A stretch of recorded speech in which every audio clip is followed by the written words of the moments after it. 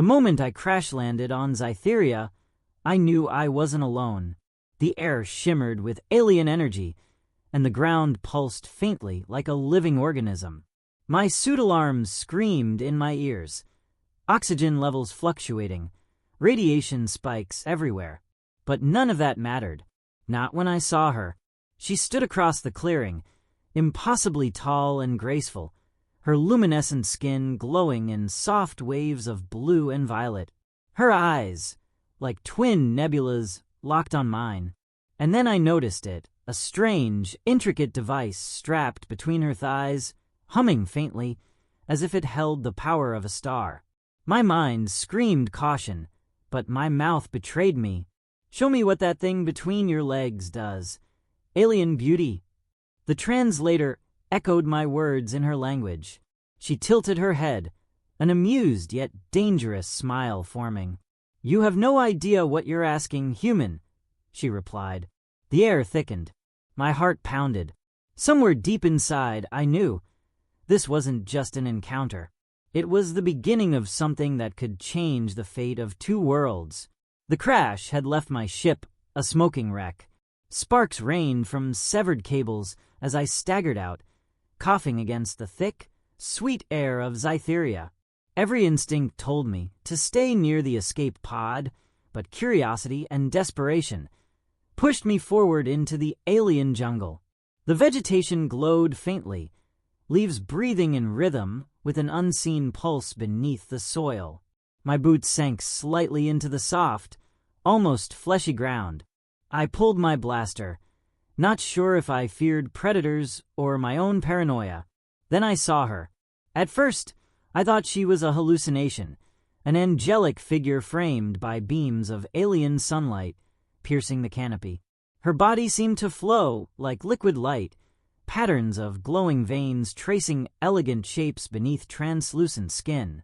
She wasn't armed, yet she radiated a presence that made my finger twitch on the trigger. But it wasn't her face, or even her impossible beauty, that caught my attention. It was the device.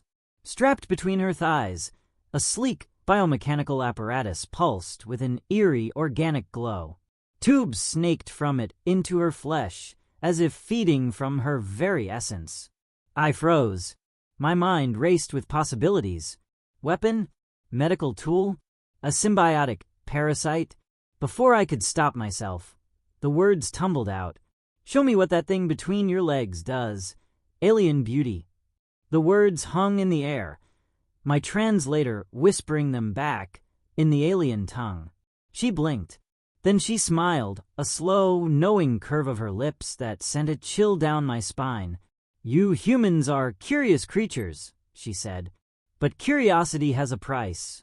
She took a step closer. The ground vibrated with her movement.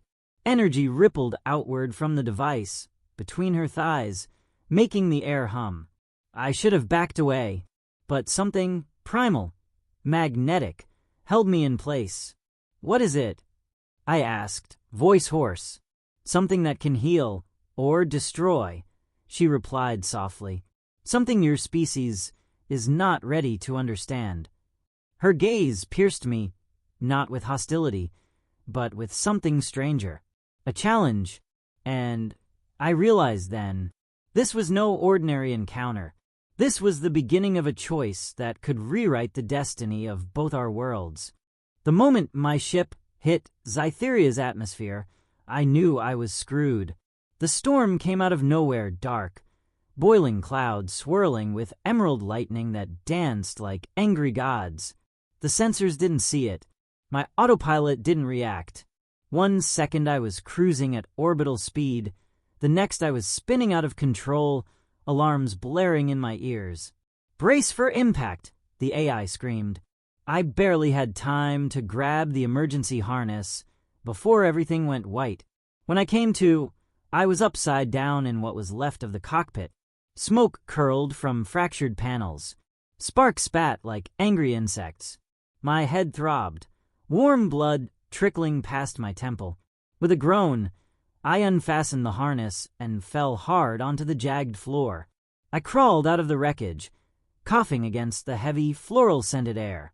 The planet's surface stretched out before me like something from a fever dream. Trees with glassy trunks and pulsing leaves towered overhead, casting shifting patterns of neon light on the forest floor. The ground beneath my boots was soft, almost too soft, like stepping on living tissue. The atmosphere readings on my wrist display flickered erratically. Oxygen was breathable, but laced with unknown compounds.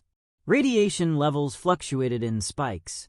I'd last maybe 2 hours if I stayed here. I needed shelter. I moved carefully, keeping one hand on my sidearm. Every step felt like the jungle was watching me, an unseen heartbeat thrumming beneath the soil, leaves quivering without wind. Then I heard it, a soft chime, musical, alien. I froze, scanning the treeline. That's when I saw her. She emerged from between two bioluminescent trees, her body catching the glow like flowing liquid silver. She was tall, at least 7 feet, and impossibly graceful. Her skin shimmered in hues that shifted with every movement. Azure, lilac, emerald. Veins of light pulsed faintly beneath her surface, like a constellation of stars trapped in flesh. My breath caught in my throat. She wasn't armed. She didn't need to be. Every line of her posture radiated control and quiet danger. Her eyes, 2 swirling vortexes of color, locked on mine with unsettling precision. And then I saw it, strapped between her thighs, partially embedded into her flesh, was a sleek, alien device. It pulsed faintly, like the throb of a heartbeat. Organic tubes connected it to her skin, disappearing into her body like roots feeding a tree. The thing gave off a low hum, and the air seemed to vibrate in its presence. Weapon? Tool? Parasite? I couldn't tell. My throat was dry. My heart pounded. Against every ounce of my better judgment, I spoke. "Show me what that thing between your legs does. Alien beauty." The words slipped out like a nervous reflex. My translator pinged, then repeated the phrase in her tongue. For a moment, there was only silence. Then her lips curved into a slow, dangerous smile. "You humans," she said, her voice like wind chimes in a storm. "So curious, so foolish." I tightened my grip on the blaster. "What is that?" I asked, forcing my voice steady. She tilted her head, taking a single step closer. The soft ground rippled, as if recoiling from her footfall. "It is life. It is death. It is creation itself." I swallowed hard. "And you, what are you?" She stopped a few meters away, eyes scanning me like a predator assessing prey, or perhaps a scientist studying an anomaly. "I am Zephyra," she said simply, "guardian of the seed." I glanced at the device again. Seed. Her smile widened, exposing faintly luminescent teeth. "You'll learn. If you survive." Before I could reply, a sudden quake shook the forest. Somewhere in the distance, a guttural roar echoed, low, primal, and impossibly loud. Trees shivered violently, shedding motes of light like falling embers. Zephyra's gaze flicked toward the sound, her expression unreadable. "You shouldn't be here, human," she murmured. "Not alone." Her hand brushed over the device, and the air seemed to ripple with raw energy. My suit alarms spiked wildly, warning of a massive energy surge. "Wait," I said, stepping back. "I don't want trouble. I just—" Her eyes locked on mine. "Then don't ask for what you can't handle." And with that, the hum of the device deepened. The roar faded into an unsettling silence. The forest seemed to hold its breath. Zephyra's luminescent eyes flicked back to me. For a fleeting second, something softened in her gaze. Concern? Or calculation? I couldn't tell. "You shouldn't linger here," she said, her voice as calm as ever. But I noticed her fingers tightening over the device strapped between her thighs, and the faint hum it emitted grew louder. I swallowed hard, my blaster still raised. You're going to use that thing on me?" Zephyr's expression didn't change. Not unless you give me a reason. Then, show me, I said again, surprising even myself. Show me what it does. Why you guard it like your life depends on it. Her lips curved, not into a smile this time, but into something sharper. Your species, she murmured, taking a slow step forward, has always been driven by curiosity. But curiosity burns. The ground seemed to ripple under her feet as she approached, energy pulsing outward in soft waves from the device. My suit alarms screamed in protest, flashing warnings of rising radiation and electromagnetic interference.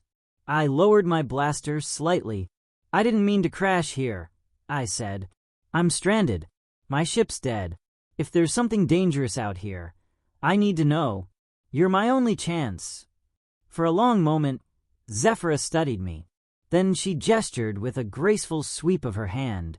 Follow, if you can keep up. Before I could react, she turned and moved, her long strides effortlessly silent across the pulsing terrain. I hesitated. Then I holstered my weapon and followed. We traveled through the alien jungle in silence, my boots squelching softly against the strange, organic earth. The air shimmered with faint heat waves around Zephyra, her presence warping reality itself. Every so often, the device between her thighs emitted a low, thrumming sound, and alien flora around us reacted. Flowers blooming violently, vines retracting from our path, even the air tasting sweeter. What is that thing? I asked finally. A weapon? Some kind of life support? Zephyra didn't break stride. It is neither, and both. Not helping, I muttered. She stopped suddenly, her head tilting. My suit sensors picked up movement ahead, a faint heat signature closing fast. What is it? I whispered. Predator, Zephyra said calmly. Too fast for you to fight. Stay close. Before I could protest, a massive creature lunged from the undergrowth. A quadruped with glistening black skin, rows of needle-like teeth, and eyes that glowed like molten gold. I raised my blaster instinctively. Don't, Zephyra ordered sharply. You'll only provoke it. The predator roared and charged. My finger hovered over the trigger, but before I could fire, Zephyra's hand brushed over the device. The hum deepened into a resonant vibration that seemed to shake the air itself. Light flared between her thighs as arcs of energy rippled outward in concentric waves. The predator stopped mid-leap, as if hitting an invisible wall. It let out a strangled screech, its body convulsing violently before collapsing to the ground. I stood frozen, my blaster forgotten. What the hell was that? I breathed. Zephyra turned slightly, her eyes glowing brighter than before. A glimpse. I stared at the smoking remains of the creature. Its form had changed, bloated, twisted, almost liquefied, as if its very DNA had been rewritten in seconds. You killed it, I asked. Changed it, she corrected softly. The seed between my legs rewrites life. It can create or destroy. The realization hit me like a freight train. You're carrying a weapon of mass destruction, I said. Zephyra's gaze darkened. It is not a weapon. It is a gift. One your kind is not ready to wield. My mouth went dry. I wanted to argue, but I couldn't take my eyes off the device. What happens if someone takes it from you? I asked quietly. They won't, she said simply. And if I try? Zephyra stepped closer, her presence almost suffocating now. Then, human, I'll show you exactly what it does. For a moment, neither of us moved. The only sound was the low thrum of the seed and the distant rumble of alien thunder. Somewhere deep inside, I knew I had just crossed a line I couldn't uncross. For the first time since I crashed on Zytheria, I felt truly afraid. Zephyra's eyes glowed like twin stars, burning with a light that seemed too vast to belong in something humanoid. The device, the seed, hummed louder now, vibrating the very air around us. My suit's sensors were going haywire, flashing crimson warnings about energy spikes and molecular destabilization. "What are you doing?" I asked, stepping back instinctively. She didn't answer. Instead, her hand drifted over the seed, fingers tracing its sleek, organic surface, as if caressing a living thing. The tubes connecting it to her flesh pulsed faster, like arteries feeding a beating heart. "I told you," she said softly, though her voice carried an edge of steel. "The seed creates. The seed destroys. It is the genesis of life, and the harbinger of extinction." My stomach twisted. "You're telling me that thing can rewrite DNA? Reprogram biology?" Zephyra tilted her head. "On a planetary scale, if necessary." I froze. My mind raced with possibilities. Plagues eradicated, cancers cured, ecosystems restored or annihilated. One device. Infinite power. "Holy shit," I whispered. "Earth, if we had that." She cut me off sharply. "If your species had this, your wars would become apocalypses. Your greed would poison stars." I opened my mouth to argue, but then the ground beneath us shuddered violently. A guttural roar split the air. From the trilene emerged a monstrous figure, 10 feet tall, armored in obsidian plates, with four-clawed limbs and a serpentine neck crowned by a mass of writhing tendrils. Its molten gold eyes fixed on us with murderous intent. Zephyra's expression hardened. "They found me." "They?" I echoed, fumbling for my blaster. But Zephyra was already moving. She stepped forward, the seed between her thighs flaring with blinding light. The jungle seemed to recoil, trees bending away as energy rippled outward in waves. The creature charged, but it slowed mid-run, its body convulsing violently as if caught in invisible chains. I watched wide-eyed as its black armor cracked and split. Beneath, glowing veins emerged, spreading like wildfire across its skin. Its roars turned to shrieks as the transformation consumed it. In seconds, the predator was gone, its form reduced to a quivering mass of bioluminescent flora. What remained looked like a massive, glowing tree rooted in the earth where the monster once stood. I staggered back, gripping my blaster with sweaty palms. You turned it into a plant." Zephyra exhaled slowly, her glow dimming. "I gave it a new purpose. Life must serve balance." "That's insane," I muttered. "That kind of power, it's unnatural." "Unnatural?" she repeated, her tone dangerously calm. "Or beyond your understanding?" I swallowed hard. She wasn't just carrying a weapon. She was the weapon. "Why tell me this?" I asked, voice shaking. "Why not just kill me and keep your secret safe?" Zephyra's eyes softened slightly. "Because part of me hopes you're different, that your kind might evolve beyond destruction." My chest tightened. Was she testing me? Or baiting me? "What if I'm not?" I asked. Her lips curved into a faint smile, this one almost sad. "Then I will do what must be done." The glow from the seed faded to a soft pulse. Zephyra turned away, her movements fluid, like a creature of light retreating into shadow. "Follow me, human," she said without looking back. "If you want answers.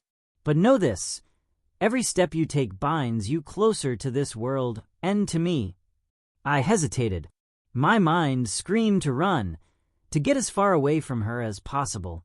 But my feet betrayed me, moving after her as though pulled by an unseen gravity. Somewhere deep inside, I knew there was no going back. This wasn't just survival anymore. This was the beginning of something much larger, something that could decide the fate of both our worlds. The jungle was alive with sound.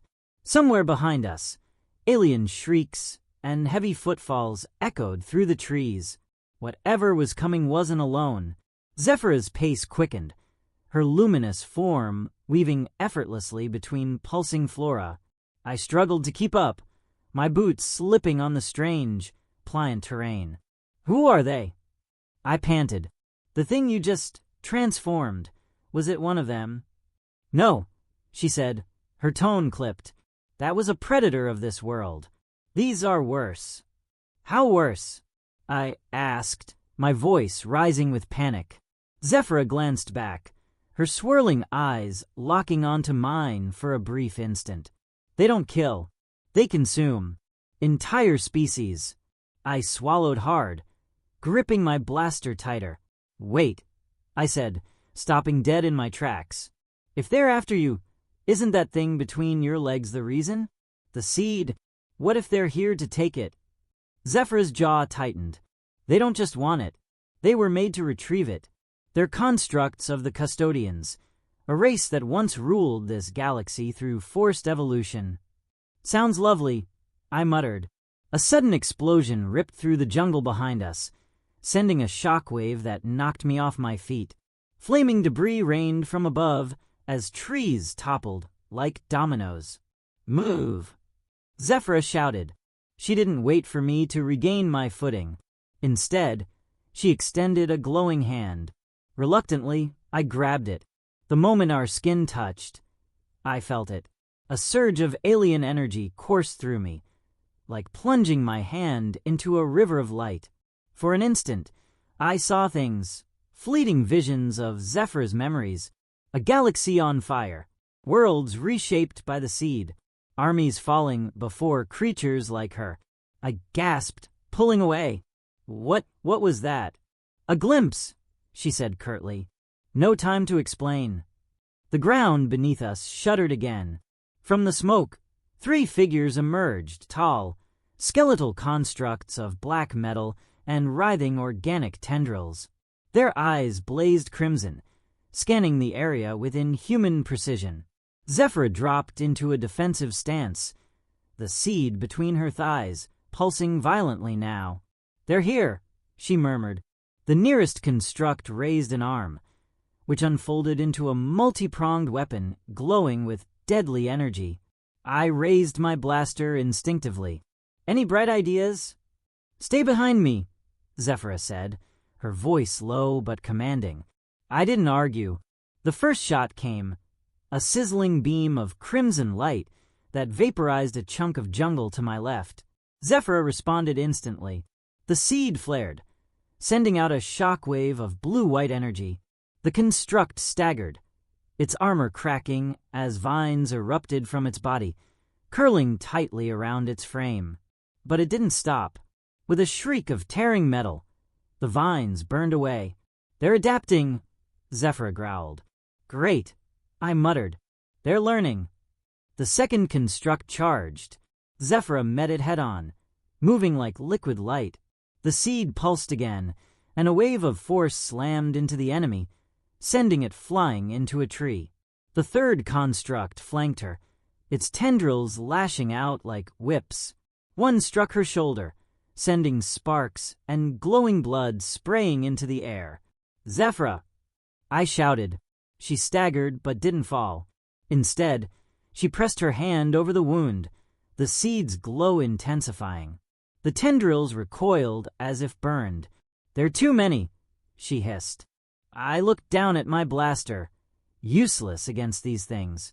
But then I remembered the surge of energy when she touched me. Wait, I shouted. Can you link with me again? Like before? Let me help. Zephyra's eyes narrowed. You wouldn't survive it. Try me, I said. For a heartbeat, she hesitated. Then she thrust out her hand. Don't let go. I grabbed it. The connection hit like a lightning strike. My vision exploded with color as alien energy surged through my veins. I felt faster, stronger, as if part of Zephyra's power now flowed into me. Focus, she barked. Together, we moved. She lashed out with a blast of energy, while I ducked under a tendril and fired point-blank into the exposed core of a construct's chest. My shot found purchase this time. The construct shuddered violently before collapsing in a heap of sizzling metal. Nice shot, Zephyra said, her lips curving faintly. Thanks, I gasped. Let's finish this. We turned as one, facing the last two constructs as their eyes flared brighter. The jungle itself seemed to hold its breath. This wasn't just a fight anymore. It was a war. The jungle was burning. Smoke curled through the air in toxic tendrils, and the ground trembled as the two remaining constructs advanced. Their crimson eyes glowed like embers in the gloom. Zephyra's hand gripped mine tightly, her energy still surging into me. Every nerve in my body screamed under the alien power coursing through my veins. "You can't hold it for long," she said through gritted teeth. "It will destroy you." "Then let's end this fast." I shot back, forcing my trembling limbs to steady. The first construct lunged, its bladed arms slicing through the air. Zephyra moved like a phantom, her body glowing brighter as the seed flared violently. A shock wave blasted outward, staggering the enemy, but this time it recovered faster. "They're evolving too quickly," she hissed. "Then give me more power," I said. Zephyra's eyes widened.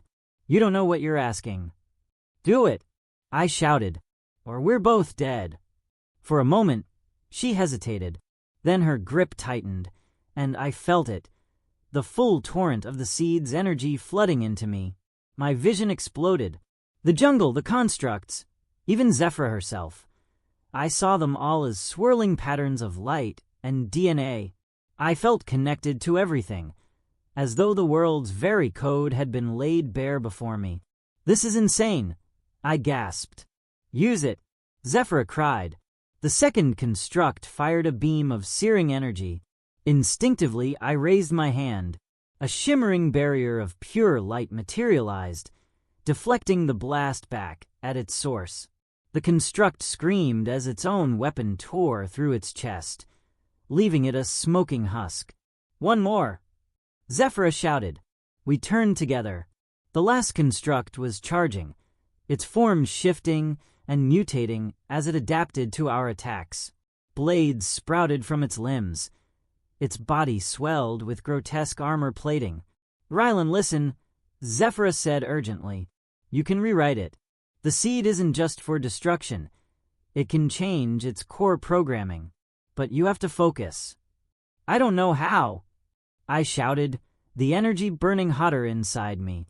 "Yes, you do," she whispered. "You've felt it already. See the code. Rewrite it." The construct lunged. I shut my eyes. I could feel its essence. Billions of strands of alien code twisting and writhing in a chaotic mess. My mind reached out, gripping a single thread. "Change." The word echoed in my skull like a command from a god. When I opened my eyes, the construct froze mid-strike. Its glowing eyes flickered. Its blades retracted, slowly, impossibly. Its monstrous frame melted away, replaced by a sleek, harmless insect-like creature that scuttled to the forest floor. It was over. The connection to Zephyra broke suddenly, and I collapsed to my knees, gasping. My hands were smoking, the fingertips raw and blistered. "You survived," Zephyra said softly, kneeling beside me. "Barely," I rasped. What the hell is this thing?" Zephyra's expression darkened. "The seed is creation incarnate. It was meant to guide civilizations, until the custodians corrupted it. They turned it into a tool for control. And now you're carrying it?" I asked. "I was created to carry it," she said, her voice barely above a whisper. "But I chose to run, to find a species worthy of its gift." Her luminous eyes met mine, searching. "Are you that species, Rylan? Or will you abuse it like the others?" I couldn't answer. My mind spun with images of Earth, its beauty, its flaws, its endless hunger for power. Before I could speak, a distant rumble shook the ground. More crimson eyes lit up in the treeline. Dozens of them. "They're not stopping," I said, my voice breaking. "They won't," Zephyra replied grimly. "Not until they take the seed, or destroy us." She stood, offering her hand again. "Then we run. And if we can't," her glow flared brighter, and for the first time, I saw fear in her expression. We burned together. I took her hand, and together, we fled into the dying light.